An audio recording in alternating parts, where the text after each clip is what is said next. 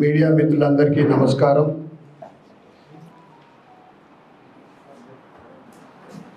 ముఖ్యమంత్రి రేవంత్ రెడ్డి గారు పరిపాలన గాలికి వదిలేసి ప్రజా సమస్యలు పట్టించుకోకుండా ఢిల్లీ చుట్టూ ప్రదక్షిణలు చేస్తూనే ఉన్నాడు. గత 7 నెలల కాలంలో 11 సార్లు సోనియమ్మ, రాహుల్ గాంధీ వారి చుట్టుముట్టు తిరగడానికే సమయం సరిపోతూ ఉంది. గత బీఆర్ఎస్ ప్రభుత్వ అనేక అవినీతి, గత ప్రభుత్వంలో మనం రోజు చూస్తూ ఉన్నాం. రోజు ఒక స్కామ్ బయటపడుతూ ఉంది. విద్యుత్ కొనుగోలులో దాంట్లో స్కామ్, గొర్రెల స్కామ్, కాళేశ్వరంలో విపరీతమైన అవినీతి, ఫోన్ ట్యాపింగ్ విషయం, ఇదంతా కూడా కోర్టు కలిగించుకుంటేనే సిబిఐ ఎంక్వైరీ అవుతుంది. అది ఫోన్ ట్యాపింగ్ మీద. మిగతా వాటి మీద ఎన్ని అవినీతి ఆరోపణలు వచ్చినా కానీ చర్య తీసుకోకుండా, ఎటువంటి ఎంక్వైరీ కమిటీని వేయకుండా సిబిఐ విచారణ చేయాలని భారతీయ జనతా పార్టీ డిమాండ్ చేస్తూ ఉంది. కానీ ఇవన్నీ కూడా కేసీఆర్ను కాపాడటానికి, బీఆర్ఎస్ని కాంగ్రెస్లో విలీనం చేయడానికి సోనియా చుట్టుముట్టు తిరుగుతూ ఉన్నాడు. ఇక కీలకమైన శాఖలు ఏదైతే ఉందో అన్నీ తన వద్ద ఉంచుకొని హోంశాఖ, విద్యాశాఖ, పాఠశాలలో కనీస సౌకర్యాలు లేవు. దాని గురించి పట్టించుకోకుండా తన నియోజకవర్గంలో పైలట్ ప్రాజెక్ట్ కింద ఏదైతే ఇంటిగ్రేటెడ్ స్కూల్ నిర్మాణము వేగవంతంగా రేవంత్ రెడ్డి నియోజకవర్గం కానీ, అటు ఖమ్మము, ఇటు నల్గొండలో 100 కోట్ల అభివృద్ధి కార్యక్రమాలు శరవేగంగా జరుగుతూ ఉన్నాయి. మరి నా ముఖ్యమంత్రి మొత్తం తెలంగాణక కొన్ని ముఖ్యమైన శాఖలున్న మంత్రులకైనా లేకుంటే తన కొడంగల్కైనా, అంతేకాకుండా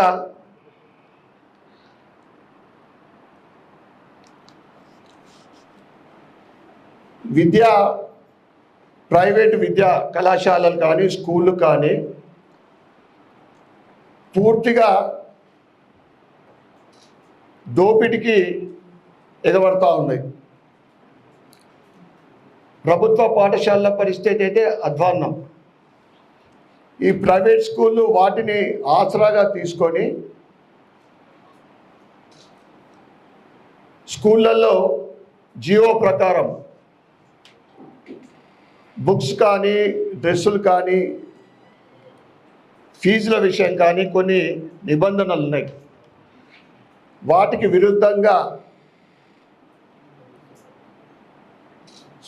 స్కూల్ యాజమాన్యాలతోటి ఏబీవీపీ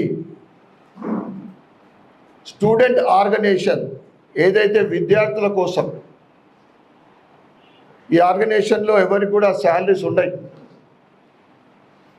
కేవలము విద్యార్థుల సమస్యల గురించి, వాళ్ళకి ఎక్కడ సమస్యలు ఉన్నా కానీ వాటి కోసం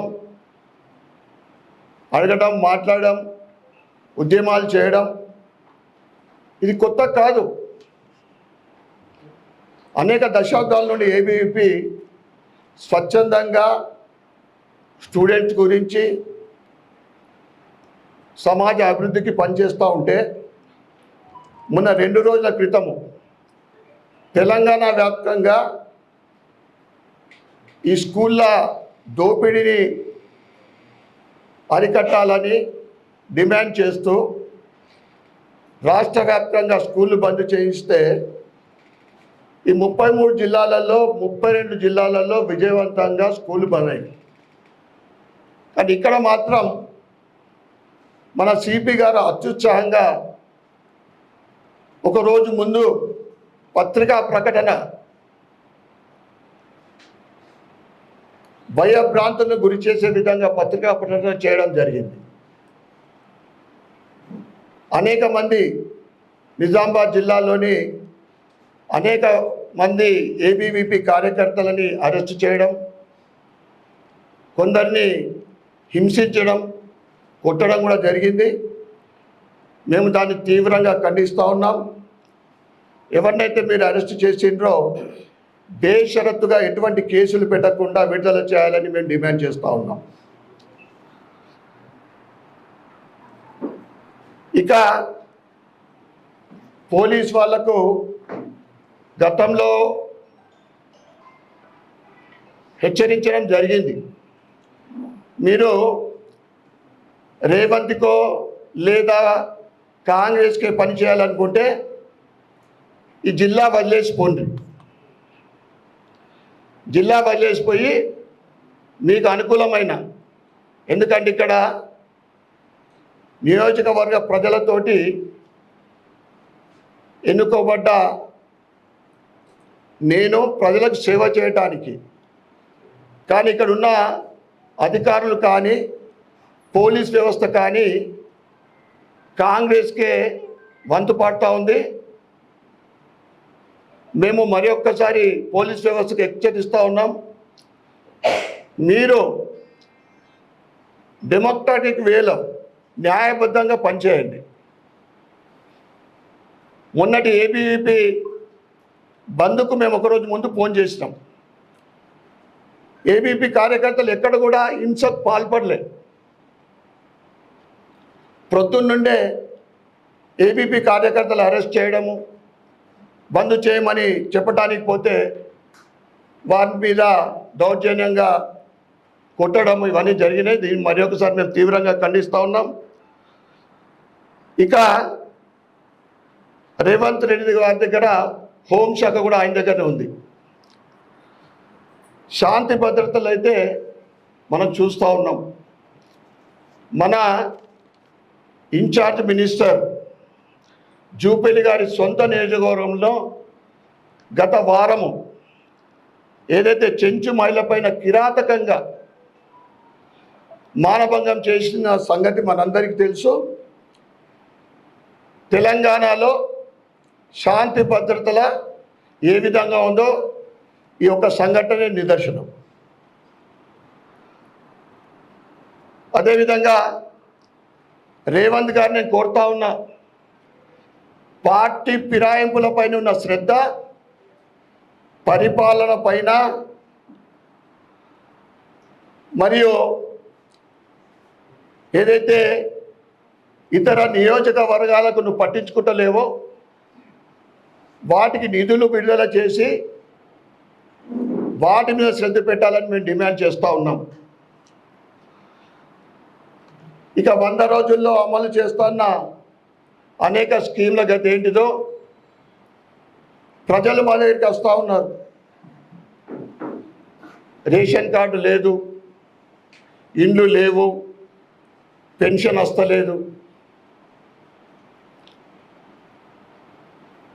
పాపము పూర్తిగా 10 సంవత్సరాల నుండి ఈ నియోజకవర్గంలో గత బీఆర్ఎస్ ప్రభుత్వము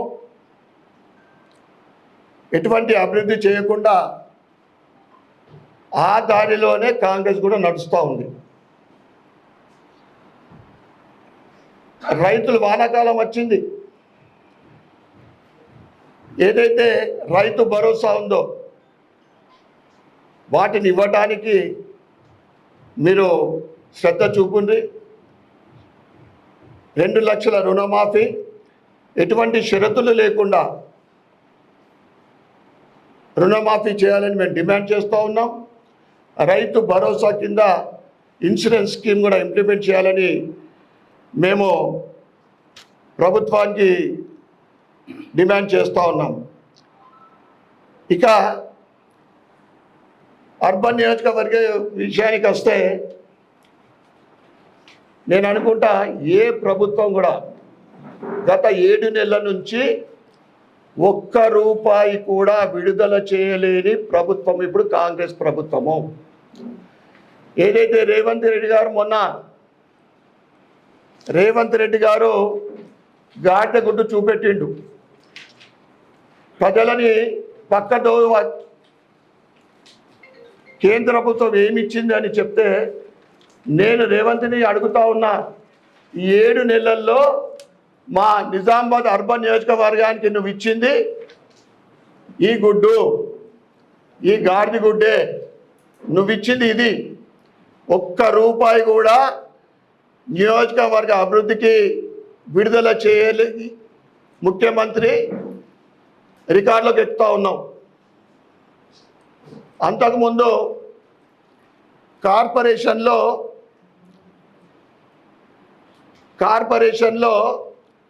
జరుగుతున్న పనులు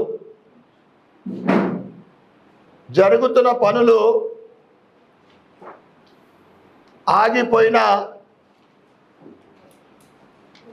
పాపాత్ములు వీళ్ళు, ఆపేసిన పాపాత్ములు. జరుగుతున్న ఆపేసి నిజం ఇచ్చుడైతే ఇంకా ఇచ్చులేదు.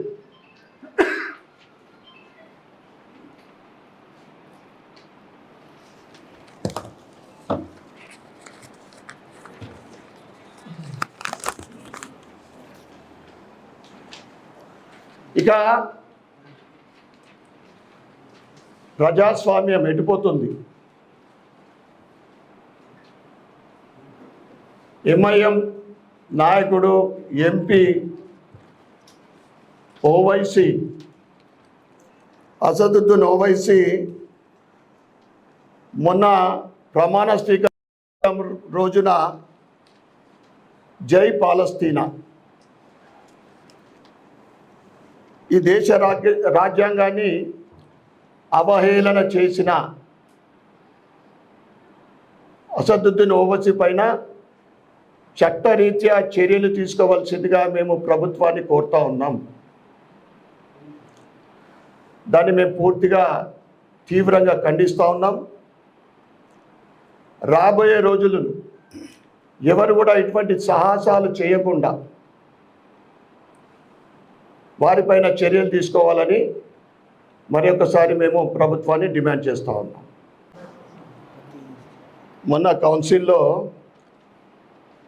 కాంగ్రెస్ కౌన్సిలర్లే కమిషనర్ గారికి మేయర్ ద్వారా అడుగుతూ ఉన్నారు, ఎమ్మెల్సీ గారిని అడుగుతూ ఉన్నారు. 200 యూనిట్ల కరెంటు ఏదైతే ఉచితంగా ఇస్తున్నారో ఇప్పటికి కూడా అమలు అయితే లేదు. బిల్లులు వస్తూ ఉన్నాయి. బిల్లులు కట్టకుంటే కరెంటు కట్ అవుతుందని డిపార్ట్మెంట్ అధికారులు తిరుగుతూ ఉన్నారు. ఇది 200 యూనిట్ల మహాలక్ష్మి స్కీమ్లో ఉచితంగా మహిళలకు ఇస్తున్నారు. 200 యూనిట్ల ఫ్రీ. ఇది అసలు పరిపాలననే గాడి తప్పిపోయింది. ఒక రోజు కోసమని ఢిల్లీ పోతే 5 రోజులే. ఇక అక్కడ పోయి ఏమేం చేస్తుండో, ఏం పట్టుకుంటుండో, ఏం చేస్తున్నాడో ఆ దేవుడికి ఎరక. కాంగ్రెస్ వాళ్ళకే తెలియదు పాపం.